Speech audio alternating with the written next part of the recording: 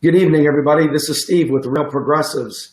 I'm going to have the pleasure of speaking with Dr. Margaret Flowers and Kevin Zeese, two powerhouses in the progressive movement, two people that I think are tremendous leaders, have a tremendous vision, and provide a tremendous amount of hope for those people who are still wandering in the desert looking for someone to provide some answers. And I've been able to follow Margaret since the People's Convention. During the primaries, and I had the opportunity to interview Margaret. She was the very first person that Real Progressives ever interviewed live.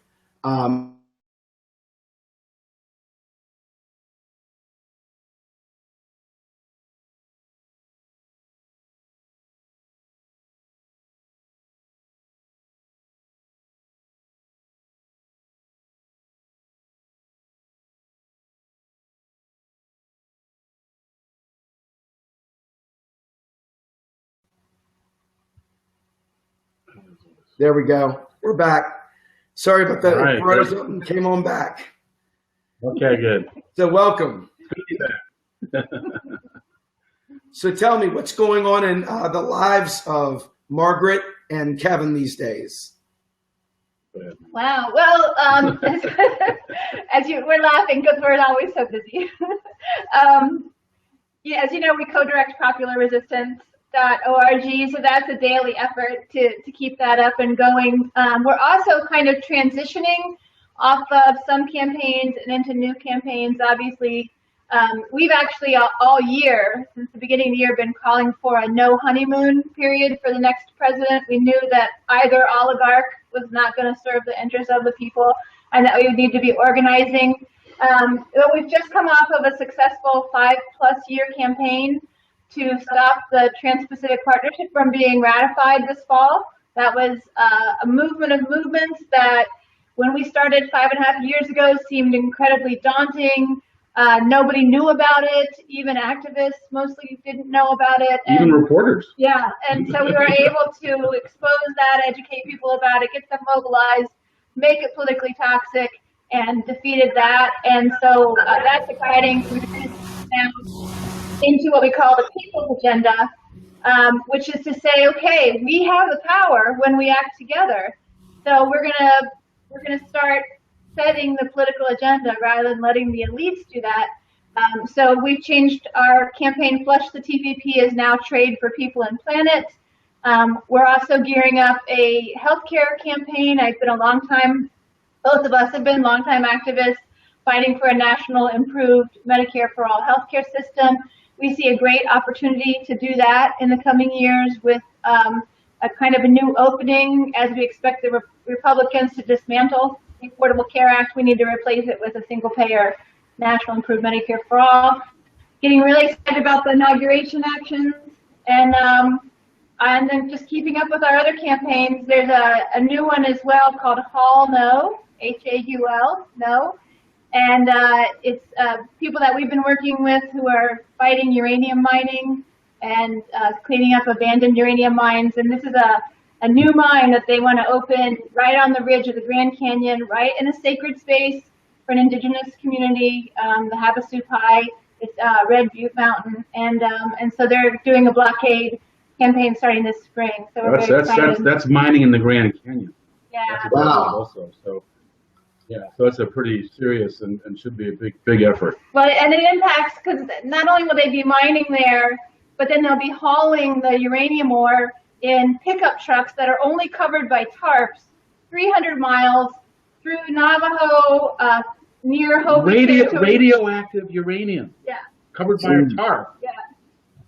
That's crazy. And then taking it to a mill near a community, a Ute community, and these places, the largest radioactive accident in the United States happened 3 months after or 3 months before, I can't remember. I think it was 3 months after 3 Mile Island. It was in July.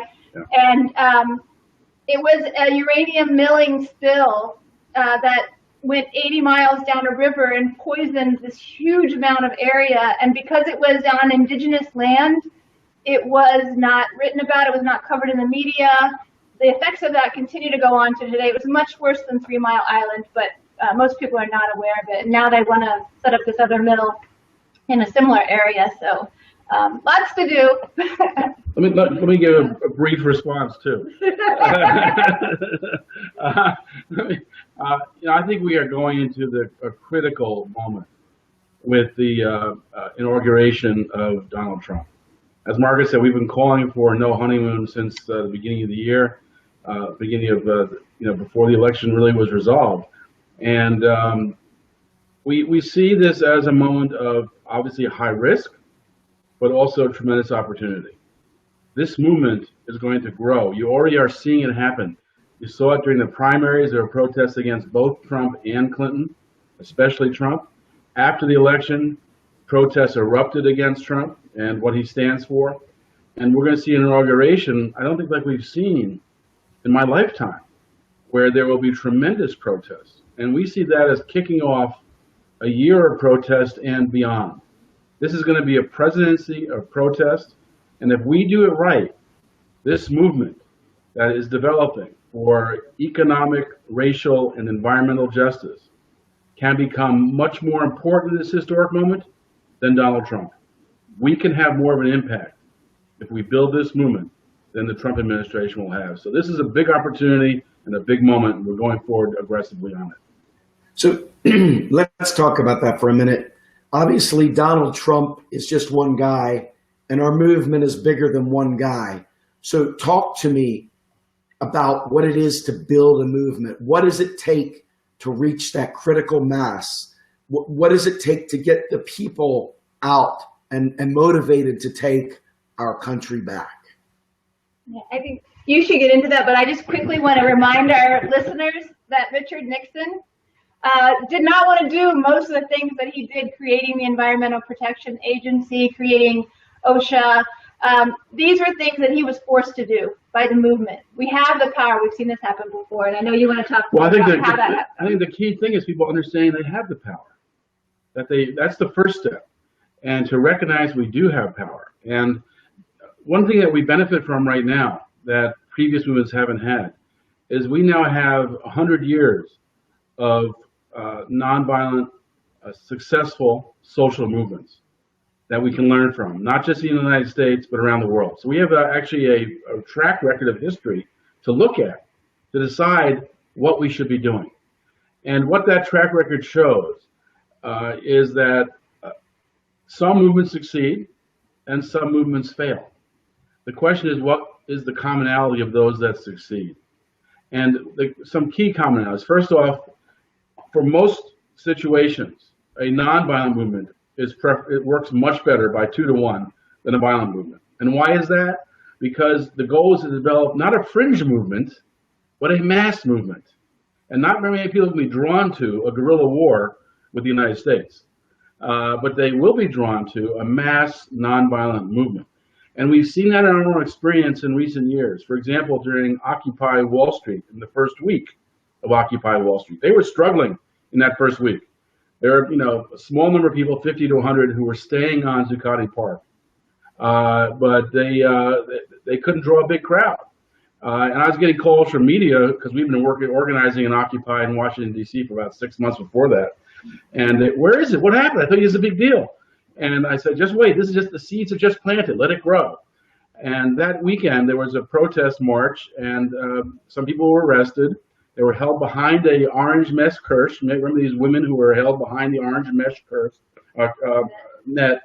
And this cop came up to them and pepper sprayed them in the face, caught by probably a dozen cell phones. And so people all saw it, and they were doing nothing wrong. They were already under arrest. They were already under arrest, and they were not throwing anything at the police and not cursing the police. They were there, and he pepper sprayed them for no reason. When that happened, the movement began to explode.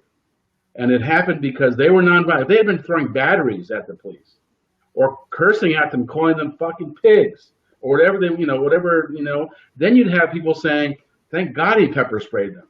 But in this case, what they said was, why did he pepper spray them? You even heard one cop, this was a white collar cop, a lieutenant who did it, a blue shirted cop said, wow, I can't believe he just did that.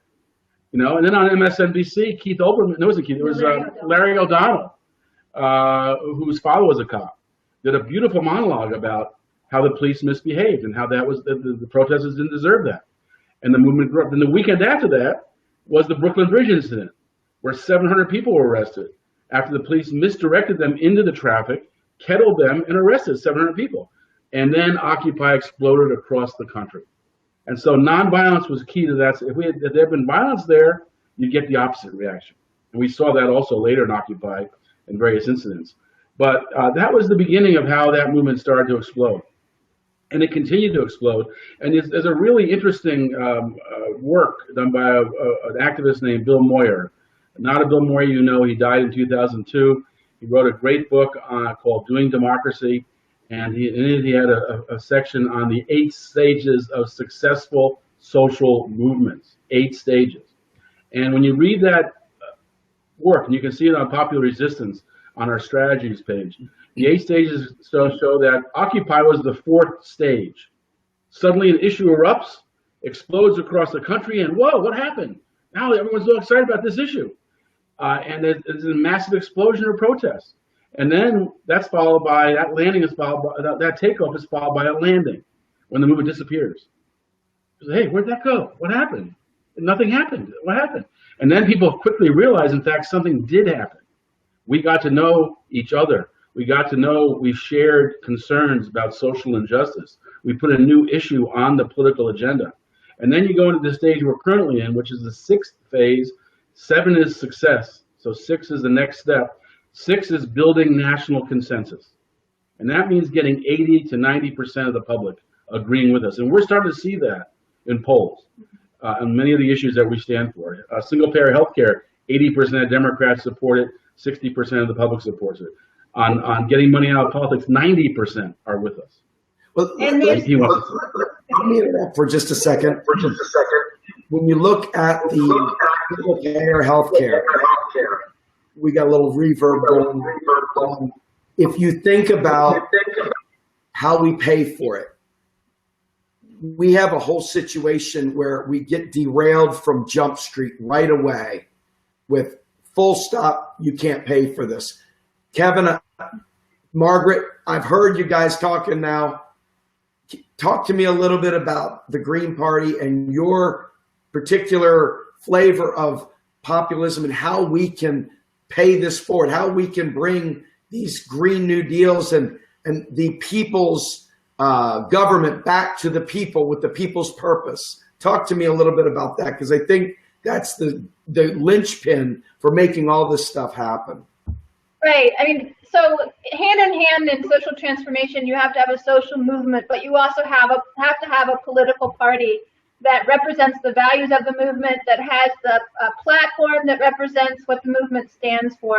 And that's why we've been involved in helping to build the Green Party, because the Green Party is a young political party. It only started in the U.S. in the 1980s, ran its first presidential candidate in 1996. I think the Democratic Party has been around basically since the beginning, but it has now grown into a national party with this year we had the most ballot access ever. I think it was 46 or 47 states. And so this gives us, there's still a lot of work to do, but this gives us a solid footing. And things that are very critical in a political party is that it has to be truly independent of the 2 major parties, so that it creates a pressure on them, and so that they actually have to work for their votes. Third parties or alternative parties influence social transformation either by not winning, but forcing a change in the political agenda. So one of the parties has to adopt the platform of that party, or actually winning like Lincoln did. He was the first, most successful alternative party presidential candidate during a time when the issue was slavery, and neither of the 2 major, parties wanted to talk about slavery, and that led to them weakening and falling apart, and the Republican Party rising up and winning on that platform. And we see this as a very similar type of time where the issue of the day is corporate power, domination of wealth over our politics. And we need a party that is not part of that, that is raising these issues, that doesn't take that corporate money, and that can, either succeed by winning or succeed by changing the agenda. Now, I know we wanted to get a little bit into economy and talk about kind of, what would a world look like if we actually had the Green Party platform, which in many ways is the majoritarian platform, enacted. And I'll let you. Well, I mean, I think what your question was really about was the mess of our finance system, which is a real mess. It's a finance system that is essentially built on debt. It's built on big banks that dominate the economy. And I think we need to really remake our finance system. It starts with a few steps. The first step is to take back our constitutional right, our constitutional power to create money. It's absurd that in order to pay for, a new energy infrastructure, the United States has to borrow money and pay the banks the interest, and we go into debt, when in fact we could, under the Constitution, create the money debt-free. So that's a first step. A second step is that people need to get control of the money and how it's spent. And there's several things about this. We haven't talked about this yet, Steve, but I want to mention it, and that's the public banking issue. We shouldn't have a single type of, one garden finance system. We should have a complicated finance system that serves many purposes. And public banking is really missing from this. We need to have public banks in Baltimore, in every city, every major city, every state, so the public can decide their priorities, and then has a bank that serves those priorities. The third thing is we have to start to talk about the issue of modern monetary theory, which really changes the whole way that money comes into the system. And I mentioned, for example, a green energy infrastructure. If you had a modern monetary theory, the way money would come into the system would be by government spending. Government would spend the money to build that infrastructure rather than government borrowing money and going to debt, or individuals doing the same. And so that really changes the whole way the money supply is looked at. What it means is that there's not a money shortage. It means that the government can spend money, it can create money, it can spend money to serve public goods. And that's what we need to start doing. I would say at this point, the only difference that I have is that I think we already are in that place. The Federal Reserve, the interest that we're paying, is actually expanding our economy right now. We're not, because we are the producer of the dollar. So, but that's a semantic issue right now. The key here is that we can do what you're saying today. There is no reason for austerity. There is no reason for poverty. There is no reason for us not to be spending to fix the climate, single payer healthcare, all the above.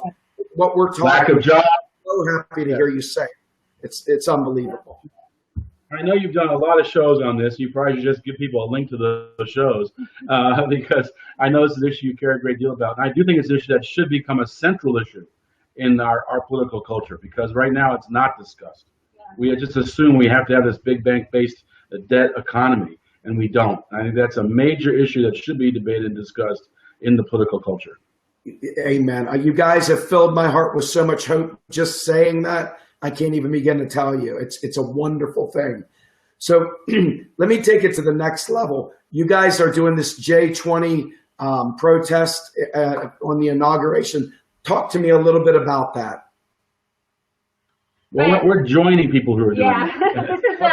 This is an effort that some local activists started organizing a few months before the election, knowing that whether it was Hillary Clinton or Donald Trump who won the election, that we weren't, going to get the agenda that we needed, that we weren't going to get the solutions that we needed now.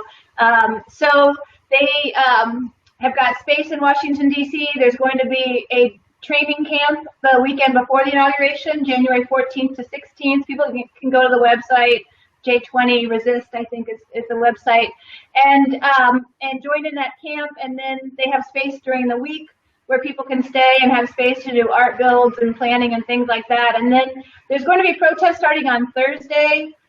Some of the groups that we work with, there's going to be a big one that morning at the Federal Energy Regulatory Commission, which is the agency that rubber stamps all the oil and gas projects. They actually are are funded by those oil and gas projects. They don't receive taxpayer dollars, so we call them the rubber stamp machine. That's being organized by? That's being organized Beyond Extreme Energy. There's also going to be an action at the National Policy Institute, which is a very right-wing, think tank, white supremacy group. Group that has really gotten some flowering as Trump is coming into office. Awful. And so there'll be a lot of protests around that coming up too. And some other actions going on. And then on the day of inauguration, there are going to be affinity groups, basically teams taking each of the entrances to the inaugural area and trying to blockade and shut those down. And there'll be a lot of things. There'll also be marches that people can be involved in. So there's lots to do. People should come to DC if they're interested. And what's great about the approach that's being taken by the organizers is it's non-hierarchical. It's organized, small groups getting organized together to do different things. Makes it very unpredictable.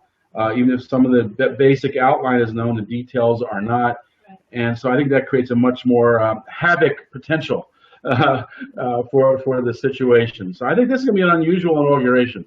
Donald Trump's going to face a different kind of situation than other presidents have. Now, Real Progressives is working with David Cobb and Calvin Priest and Eric Kalbloss with the Progressive Independent Party to do Occupy Inauguration. Is J20 going to be a part of that? Is that what I'm hearing you say? I think, I know that the Occupy, I talked to Eric Hill, and I think that the march that's being organized by Occupy Inauguration is going to feed into the J20 march and then end up together. So, yeah. I think there's a lot of different things going on. It's going to be great. That's what you want in a movement, is that kind of variety, and almost looks like chaos, but it's really not. It's actually organized chaos, and that's what you want to see. So it's great that so many people are doing different things. Yeah. So one of the things that I notice about you guys, you never, ever, ever end up not with awesome people surrounding you. I've seen you guys hanging out with Chris Hedges, one of my personal heroes. Obviously, you have the opportunity to counsel Jill Stein and be around Ajamu Baraka. You have been around Arn Manconi and other friends. We have a lot of similar friends. You guys are just special people. Tell me what it's like to be always in the mix. I mean, I know how draining it is from the periphery. I can only imagine a super couple, if you will, doing something as strenuous and as draining as activism. Even though you love it, it's tough work. So talk to me about that a little bit, the strain. I take it differently. I see it as energizing. And when I worked with Ralph Nader in his 2004 campaign, one thing he taught me was that the reason he works on so many variety of issues, and Popular Resistance has like 15 different issue areas we work on, is because not every issue is always moving forward. There are blocks on something and you move somewhere else. And so to me, it's energizing to have the opportunity to go from issue that is hot to keep pushing it forward, to set up an issue like we're setting up the People's Agenda now for what will be a multi-year campaign. Right now, it's not that big, but it's a seed we're planting and starting to nurture. And I expect in a few years it's going to be massive. Just like when we started TPP 5.5 years ago. We called it Flush the TPP because people can remember what TPP was. So we used bathroom humor, flush the toilet paper plus, and that helped people remember TPP. TPP, I've heard that before. Yeah. So we're at the, different stages of progress on different fronts of struggle. And when we see other fronts take off without us in the lead at all, like Black Lives Matter, for example, beautiful leadership, or the Dakota Access Pipeline Standing Rock movement, it's beautiful just to go and support it. We don't always have to be in the lead of anything. We feel much more that our job is to support the progress, report the progress, let people know they can get involved, because there's so much to do, and so much to do for everyone. And if you're not someone who's into protest, there's a lot to do to get involved in this movement. There's many ways to get involved. For example, we just launched a tool on the prosperity, on the People's Agenda, to a letters to the editor tool. So you can do it from your house, or your computer. You can just do it from anywhere. So there's things people can do on various ways to support the movement. And that's the key. Get involved, get mobilized. One thing I didn't mention when we were talking about building movements before, Steve, is that the last 100 years of history shows that 3.5% of the public gets mobilized in the movement always wins. You can win with less, but at 3.5%, that's the tipping point. And that's what I'm saying is there, 3.5% mobilized, but on issues where we've developed national consensus, as I mentioned earlier. You have support for single payer, but who's mobilizing? And so that's why Margaret mentioned the idea of this single payer project. Right, and no, I think that to answer your question is, I think one of the things that keeps us energized and going is that we're doing something actively to try to change what's going on. Instead of being depressed. Exactly. And doing nothing. We spend a lot of time, learning about it and how the social transformation occurs. And you end up through that process just meeting all of these amazing people who are, like-minded, who are also dedicated. And so you begin to develop this community that we are really very grateful to be part of, because there's so many amazing people who are working very hard, very committed. And, it is hard work. We do it every day. We rarely take, a break. But a good example of that is Chris Hedges. Yeah. Remember when you first heard Chris Hedges speak back in 2009 or 10? I can't remember what year it was. Yeah. And he depressed the audience because he was so negative and so not filled with hope. And VFP people told us the same thing when he spoke to their convention. Veterans for Peace. Veterans for Peace said, "Oh my God, Chris Hedges, what a downer."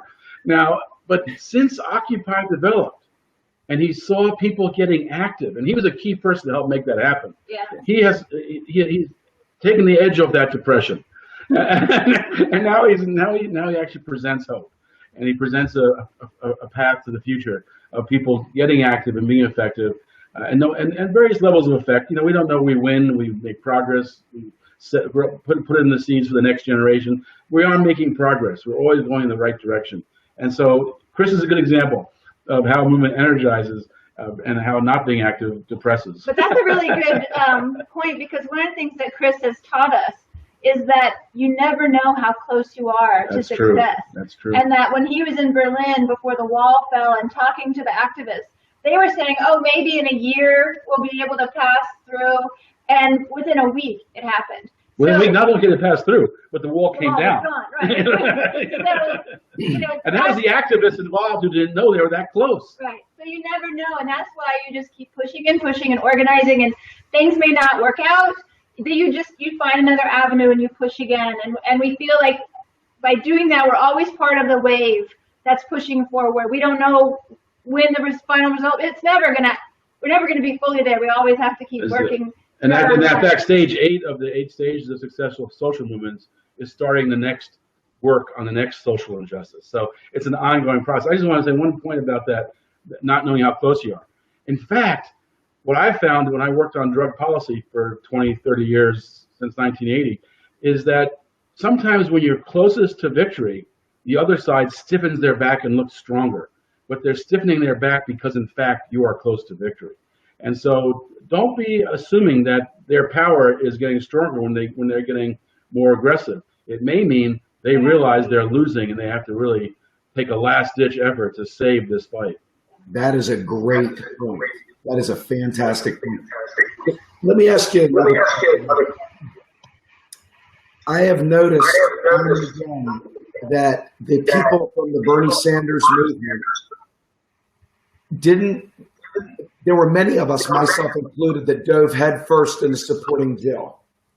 And there were many of us, however, that were scared, that just got blown away with the Trump fear porn, didn't pay attention to voting their values.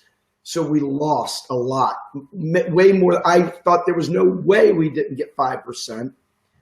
What is the key here, folks? Because these people are latched into the duopoly.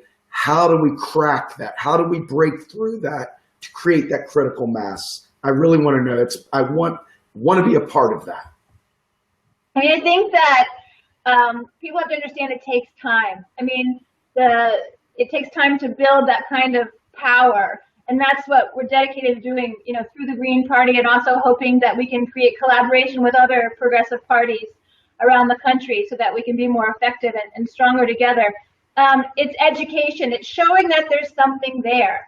People, if to make that leap away from the duopoly parties, they have to see something that they can go to. And so being out there, being visible and organizing is really critical as well.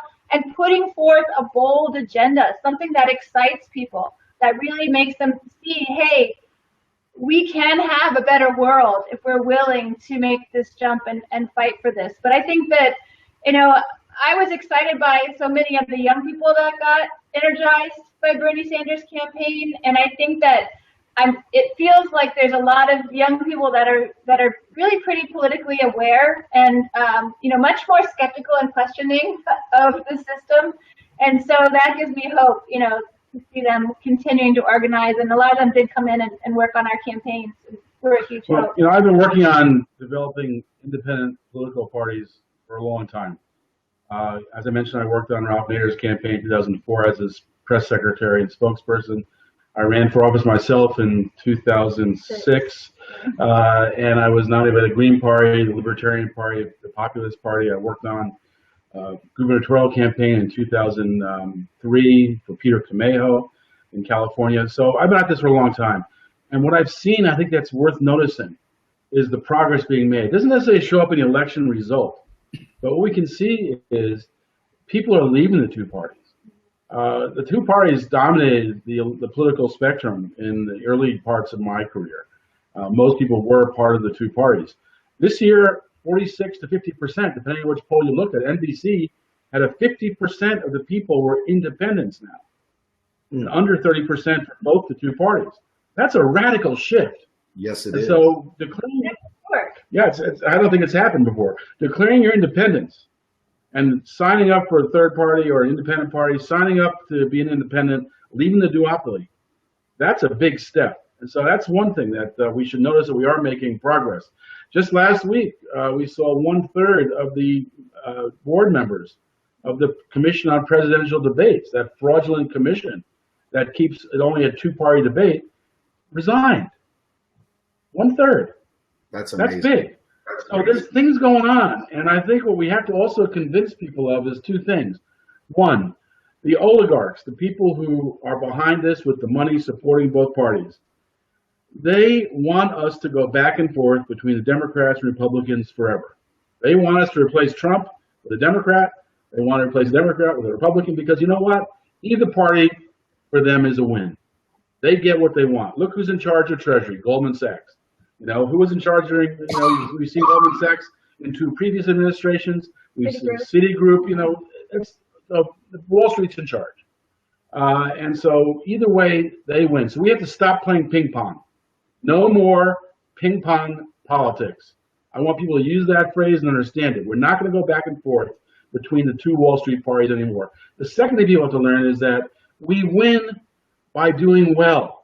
We win by showing electoral power. We don't have to win the election. If we get 5%, is usually the difference between the winner and loser in the presidential race. If you get 5%, you're showing political power. They call it spoiling. They don't want us to do it. I call it political power. And we should not be afraid of that political power. We should embrace it. And so people need to understand that it's not just about who wins the election. It's about growth of political ideas, changing our political culture. Because no matter how the election turns out, our work continues. We knew that whether Clinton won or Trump won, we would be in struggle with the next administration. We knew that. And the issues might be different. We'd probably be talking about escalating the war in Syria if Hillary had been elected. We're talking about bigotry and racism, misogyny with Trump in. And either way, the 1% is winning. We'd be fighting that battle no matter what. And so I think people need to understand that our job is to do the best we can in a rigged electoral system. We have to do what we can no matter who's elected, and recognize that ping pong politics does not serve the people, it serves the oligarchs. Let me ask you a question. Somebody who voted duopoly up until recently, what is a citizen's best defense in terms of governance out of an election cycle? how do we work within the system to affect change as well as outside the system? In your experience, what is most effective so people don't feel like there's just spinning in circles? Right, and it's really important to have a whole lot of tools in your activist toolbox. So, we also do help with writing legislation, pushing at that level as well. There's a well-known activist in San Francisco, Randy Shaw, who wrote the Activist Handbook, and he says, the best relationship to have with a politician is fear and loathing. So that's how you... They need to fear us. They need to loathe us. Right. Because we are always in their faces. Right. We're always pushing them. So we want them to have fear and loathing of people. Yeah, it's really about having that power. When you have a relationship with a politician, they are experts at telling people what they want to hear. And to be quite honest, I spent a lot of time in Congress, as has Kevin, and basically they're just full of it. They just lie. They tell you exactly what they need to tell you to get you out of their office, and then they may not do any of it. Sometimes they'll do some of it. Sometimes they'll act like they're doing some of it. But really, if we want to impact them and get them to do what we want them to do, they do have to fear us. They do have to fear that they will be look badly, bad in their community, that they will be exposed for not doing something that they should be doing. So that's how you actually move them. People so often want to have this buddy-buddy relationship with our politicians, and you can be respectful. Of course, you should be respectful with them, but don't think for a minute that in this political environment, the majority of our elected officials have our interests in mind. They don't. They have, I want to get reelected again. So it's really important for us to understand that we have to use our power in a respectful way if we want to get real significant changes. Margaret talked about a presidency of protest. That's what we foresee for the Trump administration, a presidency of protest. I could see on election night that he feared protest. There were 10 trucks filled with sand around Trump Tower that night. The first night that he gets elected, he had armed guards out there. He feared the people already.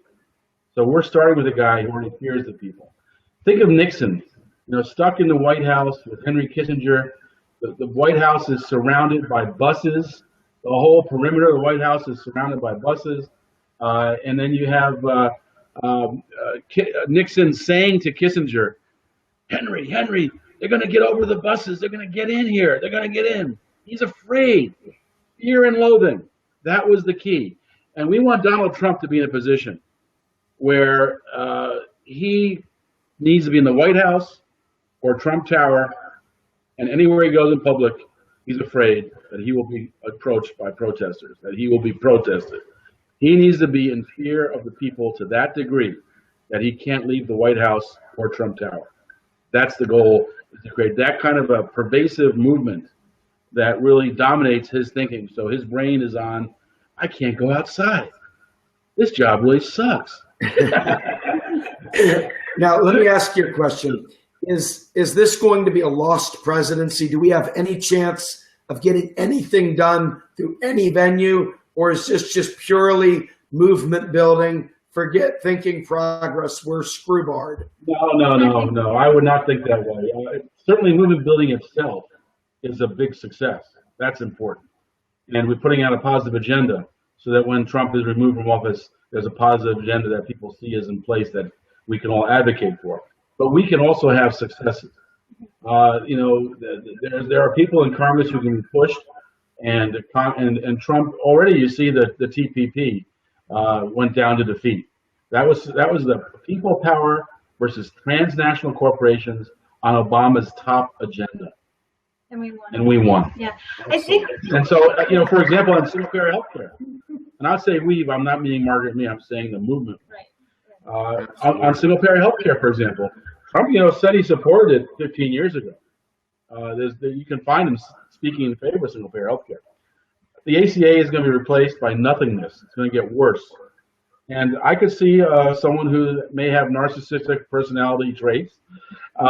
We can tell. We can get out the word. You want to be the most popular president in U.S. history? Make Medicare available to all people in the United States. You will be the most popular politician in Canadian history. Was the politician who brought them their single-payer Medicare program. So Tommy Douglas. So we could, there's ways to move Trump, and I think the bigger we get, the stronger we get. We should not underestimate our ability to get what we want. I think the key is, just if I could really quickly, the way that we won the Trans-Pacific Partnership fight was we made it politically toxic. Right. This is the one thing that changes, the movable factor in this whole thing is the political feasibility, the political wins. We have the influence over that.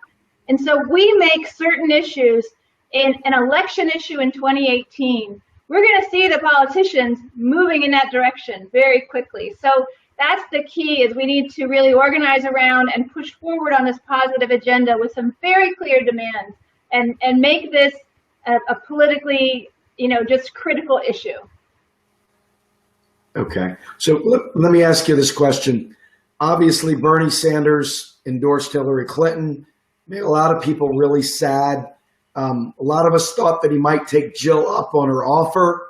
A lot of us were hopeful Nina Turner would take Jill up on her offer. Neither of those things happened. However, I believe they present a progressive front. Is there any hope of working with them here at all, or are they completely in bed with the establishment? Is there no hope in your eyes with them? Is there a coming together that can be worked as a coalition? You separate, they separate, but working for a common good. Talk to me a little bit about that, because I know a lot of people aren't willing to just wave off. They want to see some progress, and I don't know how to make that happen. Margaret has worked with Bernie Sanders before he ran for president. She has been on panels with him that he's organized. And she's met with his staff to help develop his single-payer legislation. So Bernie Sanders is not someone we consider an enemy. I think he made a mistake he has his own reasons to do it. He's dealing with a Senate that he has to function in, and if he didn't want to be an outcast in the Senate. He wanted to be someone who has some power in the Senate. So he has his own reasons for taking the steps he's taking. Bernie Sanders has the right instincts on lots of issues, as does Elizabeth Warren, right instincts on lots of issues, and they can be allies at key points. I think the most important thing people understand, though, and to take off the table, is the idea that you can change the Democratic Party from the inside. There are individuals in the Democratic Party who you can work with, and I certainly work with Democrat activists. I work with libertarian activists. I'll work with whoever's right on the issue, and by right I mean agrees with me.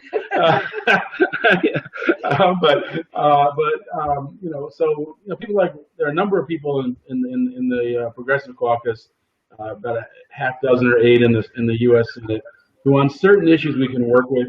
We have to understand they do answer the Democratic Party, and so we have to be cautious when push comes to shove.